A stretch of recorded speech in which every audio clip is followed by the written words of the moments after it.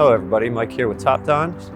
Today in our video we're going to show you how to buy a used car. We're going to start with having to start it and see how it runs. So when you initially get in the car, I'd like to turn the ignition on and make sure your engine light comes up, all your other warning lights light up on the dash, and then go ahead and start your vehicle and make sure that check engine light goes out along with all the other warning lights as well.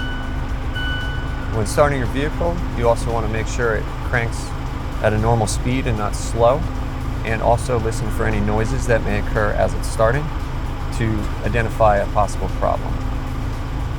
Everything seems to be good that way. Next, we're going to check a few things under the hood. Go ahead and pop your hood open.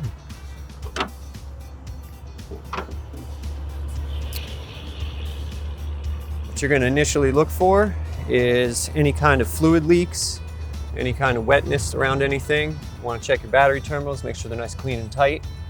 Everything seems good there. Next, you might want to take a look at your drive belt, see if that's cracked up or maybe you need replacing. Also check your fluid levels, your brake fluid. Make sure that's nice and clean and full. Make sure your coolant level is in the proper level. There's usually a full mark on the reservoir container. Also check your oil level and transmission fluid if possible from up top. Some can only be checked underneath with a fill plug. And that, just give it a quick once over, kind of check for leaks. Some of these engine covers are easier to remove than others. Some can't really be removed that easy. Go ahead and check around your valve covers, all kinds of areas, checking for leaks or wetness, anything along those lines. Also, you can go ahead and give your air filter a check if you'd like.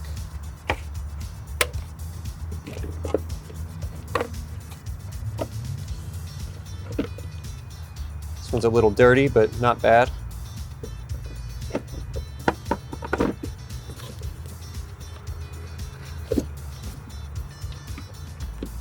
So when checking your oil level, you'll do so with the engine off. You'll find your oil dipstick. It's usually yellow, sometimes it's red in nature. You go ahead and pull it out. Give it a good wipe. On the dipstick itself, you usually have a minimum mark and a full mark.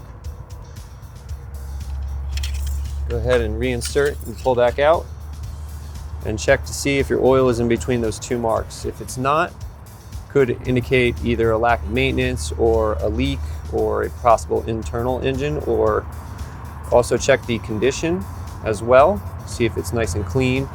Looks like it's been changed. Seems everything's good here.